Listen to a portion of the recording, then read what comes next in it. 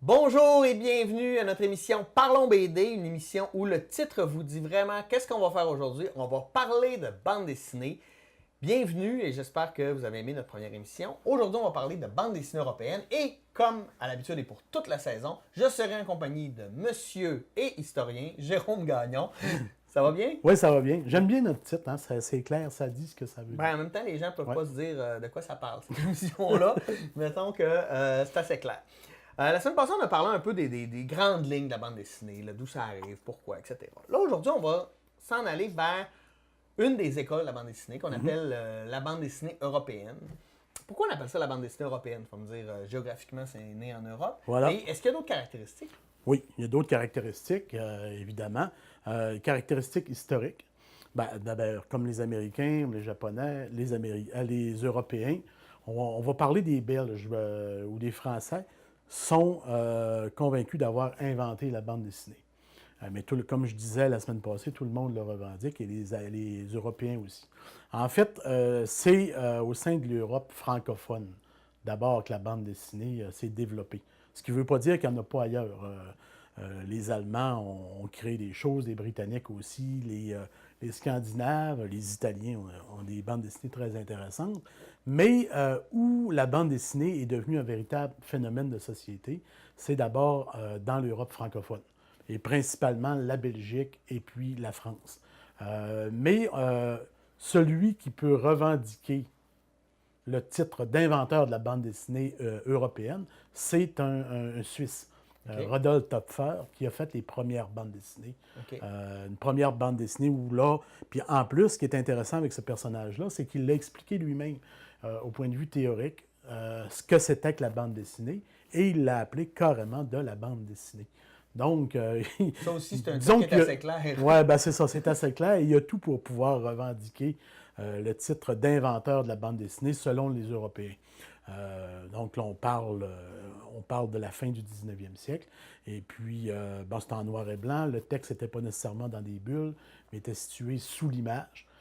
Mais on avait les dialogues avec des petits dessins ou avec des traits qui disaient qui parlait dans le dessin. Donc, c'est pas tant la bande dessinée qu'on connaît aujourd'hui avec les bulles, mais disons que tout L'idée est là. était là. On avait L'idée la est là, gamme. le texte est là, le dessin est là, et puis la suite raconte une histoire. Puis physiquement aussi, une bande dessinée européenne, c'est. Là, je fais beaucoup. Sur le format, là, on est vraiment dans un format habituellement de cette grandeur-là, Oui. cartonné, un 48 pages. Oui, dépendamment Ouais. des compagnies, dépendamment des éditeurs, il y a différentes normes là, à OK. ce niveau-là. Mais évidemment, le 48 pages, on le connaît bien parce que parmi plusieurs des grands éditeurs, et là, Dargaud, Dupuis, on retrouve là, les fameux 48 pages. Par contre, Tintin, qui est peut-être peut-être le plus connu, hein, Clairement. lui, c'est un format 62 pages, Ouais. qui est le format typique là, chez Casterman. Puis on va y revenir à Tintin. D'ailleurs, la Oui, prochaine émission, on va passer toute l'émission sur Tintin parce que il est cool, Tintin. oui. Il Ouais. est cool, en tout cas, il est important. Il Ça, est c'est sûr. important, ça c'est sûr. Et aussi une autre particularité par rapport, entre autres, à la bande dessinée japonaise et américaine, c'est qu'on est plus, je dirais comme, on est comme dans un film. Tu sais, si on a ici j'ai Achille Talon, mais si j'ai un autre Achille Talon, c'est comme si j'avais un autre film d'Achille Talon, comme des films de James Bond. Tandis que dans le manga japonais, dont on parlera dans quelques semaines, et la bande dessinée américaine, on est plus comme dans un feuilleton, où à chaque mois, on va avoir une bande dessinée, puis ça va se suivre, un peu comme une série télé. Oui, Est-ce tout que à je me fait. trompe? Non, c'est tout à fait ça. Puis c'est intéressant que tu parles, tu amènes la dimension cinéma.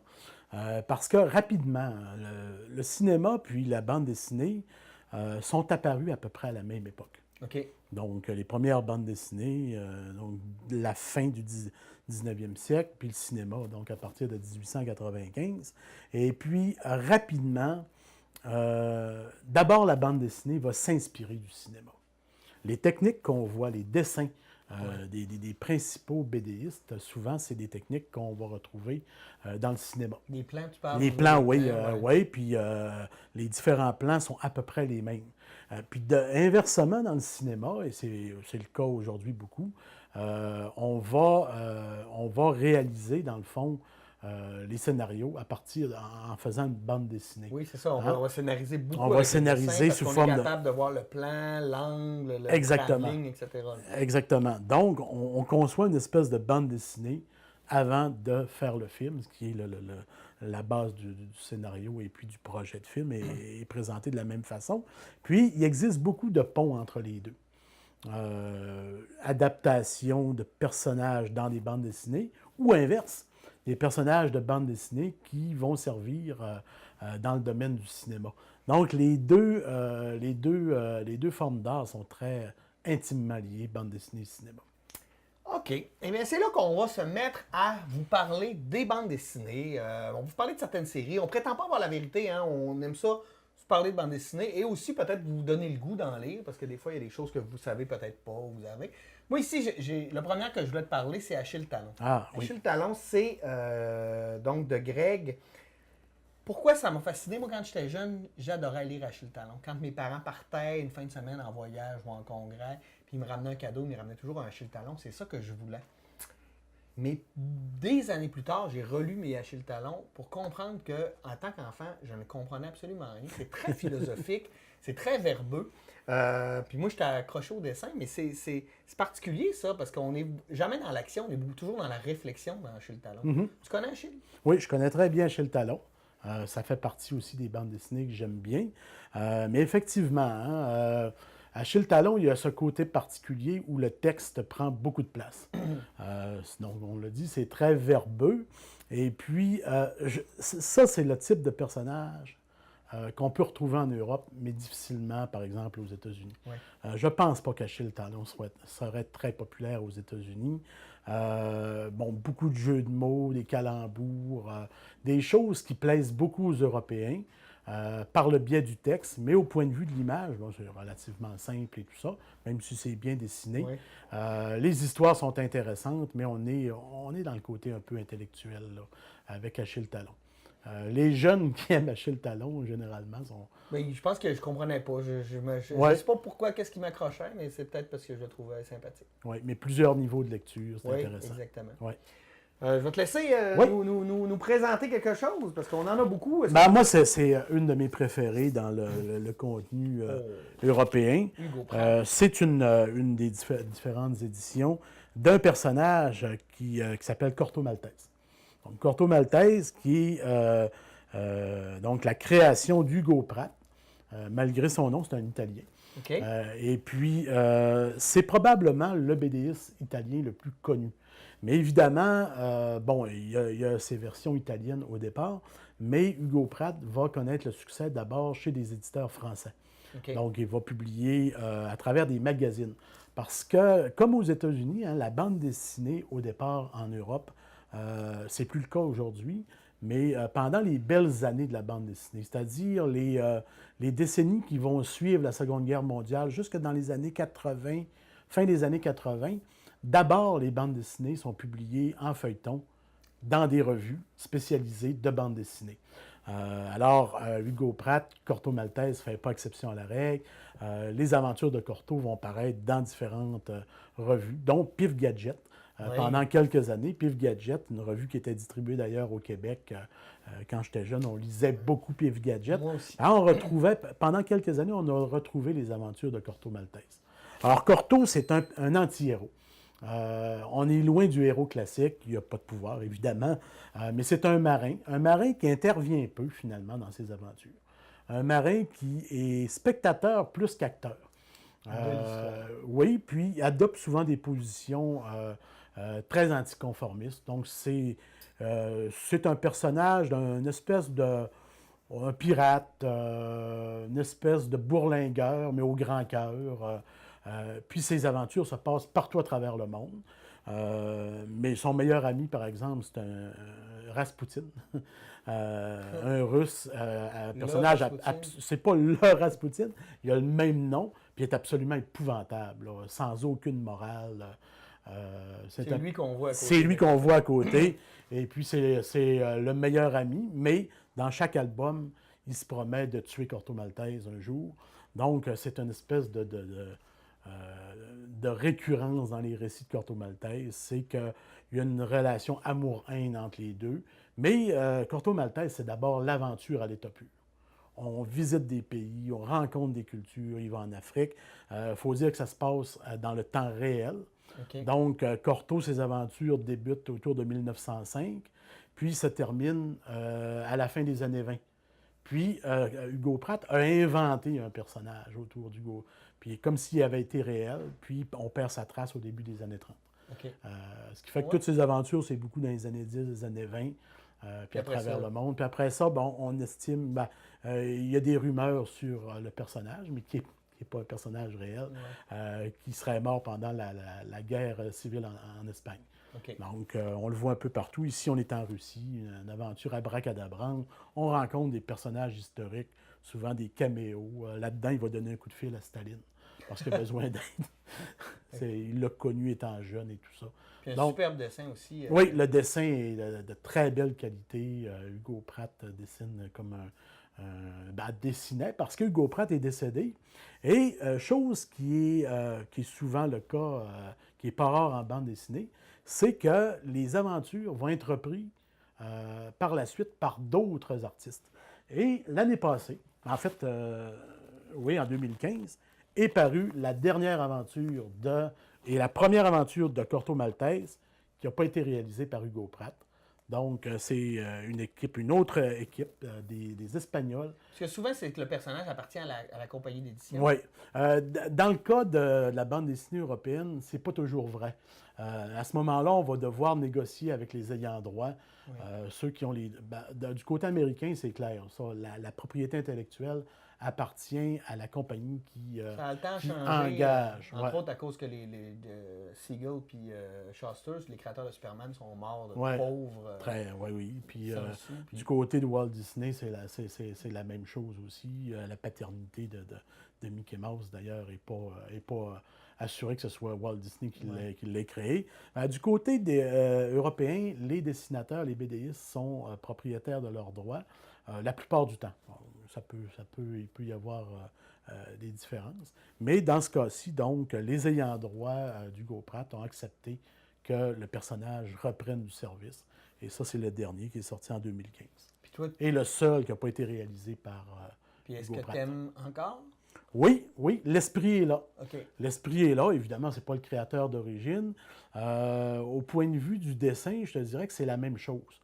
Alors, malheureusement, on sent qu'il n'y a pas d'innovation qui se fait au niveau du dessin parce qu'on a essayé de reprendre le même personnage. On n'a pas voulu lui donner un autre aspect.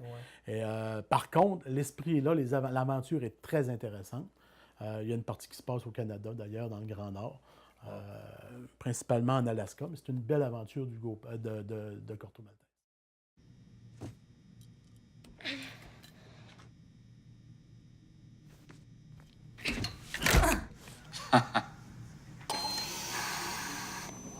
On va devoir amputer.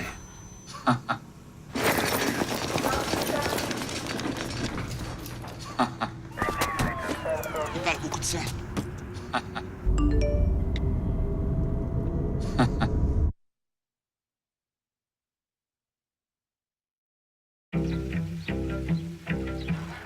J'aimerais ça qu'ici, on fasse attention à l'environnement. Et qu'on fasse notre part contre la pollution et le réchauffement climatique. Est-ce qu'il y a des solutions pour ça chez nous? Bienvenue chez vous. Christian Turpin, conseiller en environnement. Ici, on est un des leaders mondiaux en énergie propre. 99% de notre électricité est produite à partir de sources renouvelables.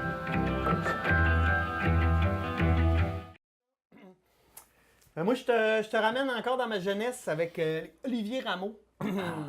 Olivier Rameau, ça, j'aimais beaucoup ça parce que c'est un monde complètement farfelu. En fait, on réalise qu'Olivier Rameau, c'est un gars bien normal, un fonctionnaire, mais quand il s'endort, va retrouver sa Colombe, et Colombe qui est sa copine, si tu veux, et un univers complètement farfelu où tout est possible. Bon, je ne rentrerai pas nécessairement dans les histoires parce qu'on s'en va dans des odyssées complètement oniriques où c'est ça, ça met de l'avant le monde des rêves et ça l'amène aussi Ça complique un peu les choses parce que tout est possible. Donc, il y a des créatures, des enfants. Et Olivier Rameau devient le grand héros, le conquérant de ces dames, la référence pour aider les gens dans ce monde-là. Moi, je les ai toutes lues quand j'étais petit et ça m'a vraiment marqué. Les personnages reviennent aussi, puis là, c'est de réaliser que tous ces personnages-là vivent aussi dans une vraie vie, mais c'est quand ils dorment, ils se ramassent dans cet univers onirique et farfelu. Très bon pour les enfants. Je sais pas si... Il faudrait peut-être que je les relise. Ça fait longtemps, mais je pense que pour les adolescents, Ouais, ça peut amener ça une peut être idée, intéressant, ouais. très- C'est extrêmement imaginatif. Hein. Très, très, très imaginatif. On s'en va dans un monde complètement autre. Ben, Je te moi, laisse, Jérôme, parce que avec...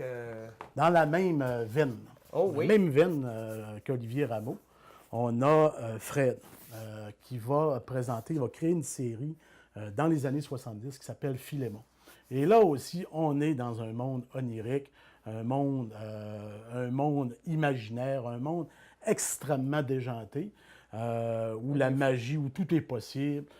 Dans le fond, Philémon, le personnage, est un jeune garçon qui a un âne et puis qui recherche un personnage qui ressemble un peu à Robinson Crusoe et il va voyager sur les lettres de l'Atlantique.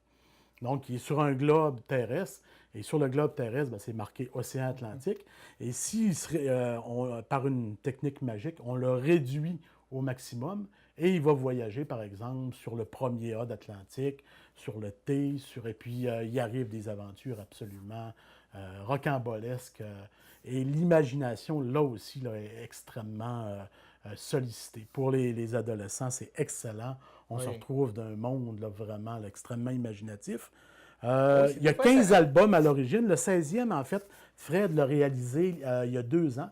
Il est décédé un mois après. Ouais. Mais pour les albums, les premiers albums, les 15 premiers albums, on les a regroupés. On en a fait un intégral de 3 volumes. Ici, on a l'intégrale, le premier volume, avec les 5 premières aventures de Philémon. Non, puis c'était même à se demander quand on lit ça si les gens étaient vraiment à jeun, tu sais, quand ils Oui. écrivaient ça, parce que ça s'en va vraiment un peu à la Bukowski. Là. Quand tu lis Bukowski, tu sais qu'il n'était pas dans son état normal. Ouais. Des fois, ça se demandait jusqu'où, parce qu'il y a une imagination écoute, qui va complètement débrider. Je suppute que Fred n'était pas toujours à jeun quand Ça mène encore dans un univers complètement farfelu. Et là, on est dans l'européen, mais on est dans le finlandais. Donc, Tove Jansson, qui est un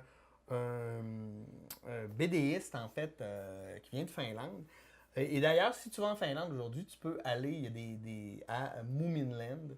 Parce que Moomin, ici, qui sont ces personnages, son univers, qui ont été popularisés bizarrement par des Japonais qui en ont fait des dessins animés style manga.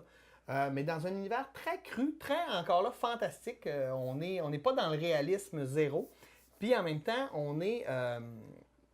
tu sais, par exemple, il peut inviter des gens à manger à la maison par bonté, puis les gens vont prendre possession de la maison, c'est le gars qui quitte la maison parce que les gens vont prendre trop de place chez lui.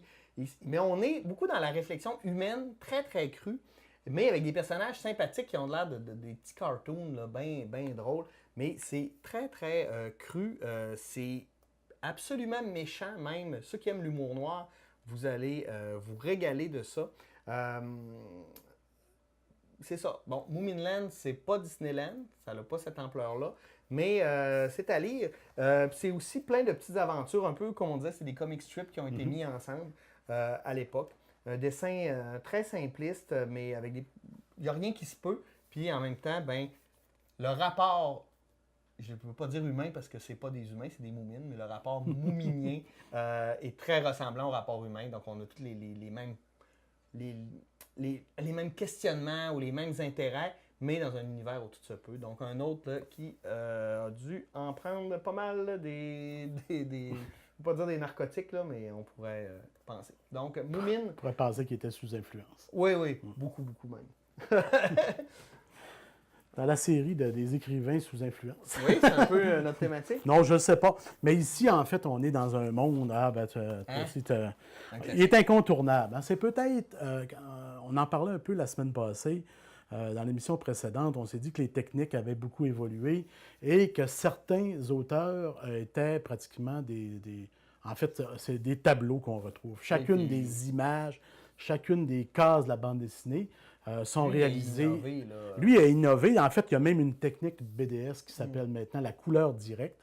En fait, il va prendre un support, ça peut être un bout de papier, ça peut même être une toile dans certains cas, où il va réaliser telle une toile, telle une peinture. Il va y aller avec la couleur directement. Souvent, il va outrepasser le crayonné, là, que généralement les BDistes vont utiliser, pour créer, dans ces cas, chacune une espèce d'œuvre d'art où il va utiliser le pastel, il va utiliser la peinture à l'huile, l'aquarelle. Il va tout mélanger ça. Il va tout mélanger ça pour donner des dessins qui sont absolument là, sublimes, à travers des histoires qui sont là aussi très flyées. Ça se passe à peu près toujours dans le futur, dans des espèces d'univers post-apocalyptiques où les villes sont à moitié détruites. Et puis, on va mélanger la mythologie, souvent avec les êtres humains. Souvent égyptienne. Souvent égyptienne, tout à fait. La dernière série, celle qu'on a ici, Coup de sang en 3 volumes, c'est la dernière qu'il a créée. Et puis là on est après une catastrophe dont on ne connaît pas trop l'origine, mais où la majorité des êtres humains ont disparu. Et puis, il y a des animaux qui volent dans le ciel, d'autres il n'y a plus d'eau, la terre, le ciel, tout se mélange. C'est vraiment complètement flyé, mais on est dans un univers extrêmement riche. Extrêmement riche et extrêmement beau aussi. Le dessin est fantastique. Un univers riche et complexe aussi. C'est pas nécessairement facile à lire. Tu sais, quand je parlais tantôt de Moumine, n'importe qui est capable de lire ça, mais ça, on est quand même... c'est assez intello. Oui, puis ça revient dans le fond à ce que tu disais la semaine passée. On a l'idée générale toujours que la bande dessinée, c'est destiné à des enfants. Là, on est carrément dans une bande dessinée qui n'est pas destinée à des enfants. On est dans des thématiques adultes où souvent le thème de la guerre se retrouve aussi. Enki Bilal est d'origine tchécoslovaque. Pas tchécoslovaque, yougoslave, et puis il a connu la guerre dans les années 90. Il s'est beaucoup intéressé à ça. À ce moment-là, il demeurait déjà en France, mais son pays d'origine était sous l'influence de la guerre, et puis ça l'a marqué beaucoup, et on le retrouve beaucoup dans ses œuvres. Enki Bilal, donc Enki un incontournable. Un incontournable. Moi, rapidement, je vais parler de 2 auteurs que j'aime beaucoup. Lewis Trondheim, qui dans le farfelu, là, dans des univers aussi assez particuliers. On le connaît beaucoup pour les formidables aventures de Lapino. Il a fait beaucoup de séries très, très intéressantes. Et moi, j'ai particulièrement accroché sur Mister O et aussi Mystery. C'est des variations sur le même thème. Donc, on a une multitude de cases où on part de la même prémisse et on a souvent la même fin. Mais il va arriver plein d'histoires. En fait, dans Mister O, c'est un O, Monsieur O, qui veut traverser un précipice et qui arrive plein d'histoires farfelues. Et je vais m'arrêter rapidement aussi sur un Danois, beaucoup les Scandinaves, Jason, qui fait des trucs toujours sans parole. Pas toujours. Il y en a fait certains avec parole, mais la majorité sont sans parole. Ou aussi, on a des dessins assez simplistes où on a des personnages qui ont des apparences animales, mais on est beaucoup dans des histoires d'amour, de meurtre, des enquêtes humaines. Très, très intéressant. J'ai fait ça vite parce que je veux te laisser plus de temps pour parler de ce qu'il y a. Puis il nous reste à peu près 3 ou 4 minutes. 3-4 minutes, peut-être. On ne peut pas le contourner. Astérix. Mais c'est intéressant, Astérix, on va en parler parce que Astérix, là aussi, on est dans une série qui est allée au-delà des créateurs d'origine. Oui. On est présentement, c'est le 2e album d'un nouveau duo, donc Jean-Yves Ferry et Didier Conrad, qui ont repris les personnages créés par Goscinny et Uderzo. Goscinny est décédé en 1977. C'était l'âme d'Astérix, les gags, la finesse des textes, c'était lui. La beauté des dessins, c'était Uderzo qui l'a réalisé pendant quelques années. Et puis là, Uderzo, beaucoup plus vieux maintenant, a accepté et ont soigneusement sélectionné une nouvelle équipe. Donc, ils sont 2 qui travaillent maintenant sur Astérix. Le premier, chez les Pictes, ça sentait la copie, mais je pense qu'on s'est réajusté. Et le dernier né, le papyrus de César, est extrêmement savoureux. Là, je pense qu'on a retrouvé l'esprit d'Astérix avec celui-là. Puis, malgré qu'il sort des milliers de BD en Europe, malheureusement et heureusement aussi, parce qu'il y a des valeurs sûres, ce qui se vend le plus encore, c'est les classiques. On a ici la BD la plus vendue au monde, Astérix. Malgré qu'il se fait avec tous les dessins animés aussi très intéressants. Oui, c'est ça, c'est sûr qu'on a inondé le marché aussi avec Astérix. Je vais te laisser passer à Léonard. T'as le temps Léonard, pour oui, Léonard? si on a le temps pour une dernière, Ben Léonard le génie. Là aussi, un personnage historique. Oui, c'est qui a- ça. Hein, ouais. Ben, en dans fait, Astérix, c'est un contexte historique, Léonard. On parle de c'est un Léonard de contexte Vinci. historique. Ça se passe pendant la Renaissance. Mais là, on va tout faire avec l'histoire. On est dans le registre comique, comme Astérix. Léonard, donc, c'est Léonard de Vinci, mais qui est un inventeur de génie. Hein. D'ailleurs, chaque titre, il y a toujours une question de génie. Ici, génie toujours prêt, où on fait référence au scoutisme, mais on mêle toutes les époques. Là. Et puis, le personnage peut-être le plus drôle là-dedans, c'est le disciple. Le disciple qui est paresseux, mais que c'est lui qui se tape tout le travail des idées que Léonard va avoir. On est aussi dans le strip ici. Une page, une histoire. Certains numéros, par exemple, c'est un album, une histoire un peu plus longue, mais généralement, une page, une histoire, c'est des gags. Puis, il faut toujours regarder également, deuxième niveau de lecture, le chat et la souris. On les oublie, ils sont toujours présents, mais ont généralement des aventures parallèles qui n'ont rien à voir avec l'aventure qu'on retrouve entre Léonard et puis le disciple.